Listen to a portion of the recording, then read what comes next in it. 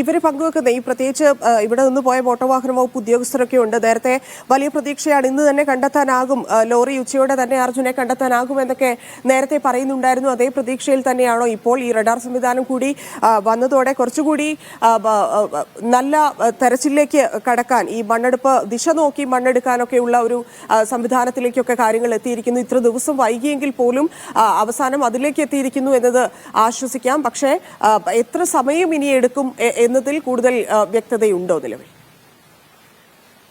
അങ്ങനെ ഒരു പ്രതീക്ഷയിലാണ്, അല്ലെങ്കിൽ അങ്ങനെ ഒരു പ്രതീക്ഷയിലാണ് ഇത്തരത്തിലൊരു പരിശോധന ഇവിടെ തുടർന്നുകൊണ്ടിരിക്കുന്നത്. അതിൽ തന്നെ ഒരു പ്രധാനപ്പെട്ട ഒരു കാര്യമെന്ന് പറയുന്നത്, ഇത് ഒരു വളരെ സാഹസികമായ ഒരു കാര്യം കൂടിയാണ് ഈ മണ്ണ് മാറ്റുക എന്നുള്ളത്. അതുകൊണ്ട് തന്നെ അതിന് വലിയ കരുതൽ ആവശ്യമുണ്ട്. അത്തരത്തിലുള്ള സുരക്ഷാ ക്രമീകരണങ്ങളൊക്കെ ഏർപ്പെടുത്തിക്കൊണ്ട് വേണം അവിടെ ഇപ്പൊ പരിശോധന നടത്താൻ. കാരണം ഇവിടെ മാധ്യമപ്രവർത്തകരുണ്ട്, ഉദ്യോഗസ്ഥരുണ്ട്, ജനപ്രതിനിധികളുണ്ട്, അത്തരത്തിൽ നിരവധി ആളുകൾ ഇവിടെ ഉണ്ട്. ഒരല്പസമയം മുമ്പാണ് ഈ മാധ്യമപ്രവർത്തകർ അടക്കമുള്ള ആളുകളെ ഒരു വാഹനത്തിൽ ഈ സ്ഥലത്തേക്ക് എത്തിക്കുന്നത്. അതുകൊണ്ട് തന്നെയാണ് ഇപ്പൊ ഈ ദൃശ്യങ്ങൾ നമുക്ക് പുറത്തുവിടാൻ സാധിക്കുകയും ചെയ്യുന്നത്. എന്തായാലും ഈ റഡാർ സംവിധാനം ഉപയോഗിച്ചുള്ള പരിശോധന ഒരുപക്ഷെ ഗുണം ചെയ്യുമെന്നൊരു പ്രതീക്ഷയാണ് ഈ തെരച്ചിൽ സംഘം പങ്കുവയ്ക്കുന്നത്. അതുകൊണ്ടാണ് അത്തരം ഒരു പരിശോധനയിലേക്ക് നീങ്ങുന്നത്.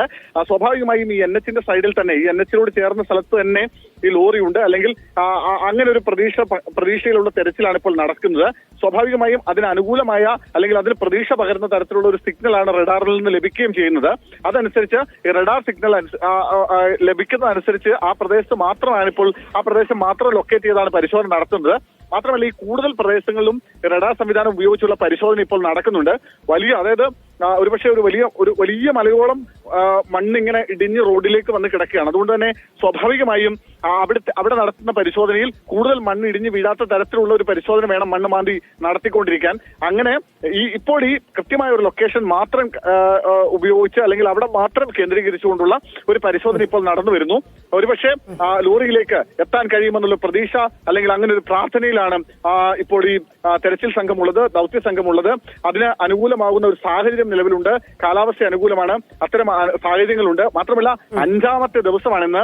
അത് പക്ഷേ ആ ജീവനിലേക്ക് എത്താണ്ട സമയമായിരിക്കുന്നു. അതിന് വളരെ ചെറിയ സമയം മാത്രമേ ഉള്ളൂ, ചുരുങ്ങിയ സമയങ്ങൾ മാത്രമേ ഉള്ളൂ. ഒരു മിനിറ്റ് പോലും വെറുതെ കളയാനില്ല.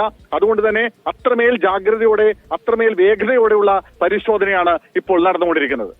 ശരി സുനിൽ, എന്തായാലും സുരത്കൽ NIT-യിൽ നിന്നുള്ള വിദഗ്ധ സംഘമാണ് ഇവിടെ തെരച്ചിലിന് നേതൃത്വം നൽകുന്നത് എന്നാണ് അറിയുന്നത്. വളരെ ആഴത്തിലുള്ള വസ്തുക്കൾ പോലും കണ്ടെത്താൻ സാധിക്കുന്ന തരം സാങ്കേതിക വിദ്യ റഡാർ ഉപയോഗിച്ചാണ് ഇപ്പോൾ പരിശോധന നടത്തുന്നത്. നാവികസേനയും NDRF-ഉം പോലീസും അഗ്നിശമന സേനാംഗങ്ങളും എല്ലാം ഒരുമിച്ച് നിന്ന് തെരച്ചിൽ നടത്തുന്ന ദൃശ്യങ്ങളാണ് കാണുന്നത്. കഴിഞ്ഞ 4 ദിവസങ്ങളായി അർജുനും വാഹനവും ഇതിനുള്ളിൽ കുടുങ്ങിക്കിടക്കുന്നു എന്നാണ് അറിയുന്നത്. 3 പേർ കുടുങ്ങി എന്നുള്ള വിവരത്തിന്റെ അടിസ്ഥാനത്തിലാണ് ഇപ്പോൾ തെരച്ചിൽ നടത്തുന്നത്. റഡാർ ഉപയോഗിച്ചുള്ള പരിശോധനയിലുള്ള പ്രതീക്ഷയിലാണ് ഇപ്പോൾ തെരച്ചിൽ സംഘം ഉള്ളത്.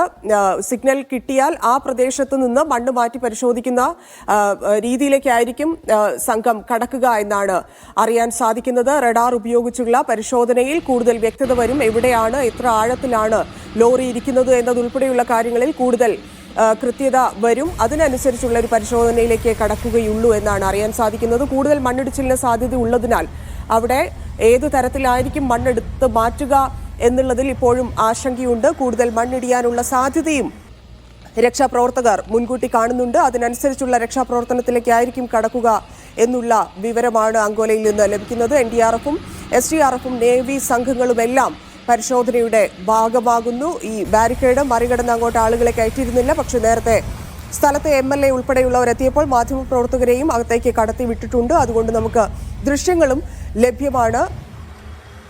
ഊർജിതമായ രക്ഷാപ്രവർത്തനത്തിലേക്ക് കാര്യങ്ങൾ കടന്നിരിക്കുന്നു. അത്രമേൽ സമ്മർദ്ദം, 5 ദിവസം ഒരു മനുഷ്യൻ ആ മണ്ണിനടിയിൽ കുടുങ്ങിക്കിടക്കുന്നു എന്നുള്ളത് തന്നെ ഞെട്ടിപ്പിക്കുന്ന കാര്യമാണ്. പക്ഷേ രക്ഷാപ്രവർത്തനത്തിന് തടസ്സമായ കാരണങ്ങൾ അവിടെ നിന്ന് ഉദ്യോഗസ്ഥർ നൽകുന്നുണ്ട്. പ്രതികൂല കാലാവസ്ഥയായിരുന്നു. അതിനപ്പുറം മണ്ണ് കൂടുതൽ ഇടിയാൻ സാധ്യതയുള്ളതുകൊണ്ട് ഈ മലയോട് ചേർന്നുള്ള മണ്ണെടുക്കാനുള്ള ബുദ്ധിമുട്ടുണ്ടായിരുന്നു. അതുകൊണ്ട് രക്ഷാപ്രവർത്തനം വൈകി എന്നൊക്കെയുള്ള വിശദീകരണമാണ് അവിടെ നിന്ന് SP-യും കലക്ടറും മറ്റ് രക്ഷാപ്രവർത്തനം നടത്തുന്ന ഉദ്യോഗസ്ഥരുമൊക്കെ പങ്കുവച്ചിരുന്ന കാര്യം. പക്ഷേ എന്നാൽ ഈ റഡാർ സംവിധാനം ഉപയോഗിച്ച് കാര്യങ്ങൾ വേഗത്തിലാക്കാമെന്ന പ്രതീക്ഷയിലാണ് രക്ഷാപ്രവർത്തകർ ഇപ്പോഴുള്ളത്.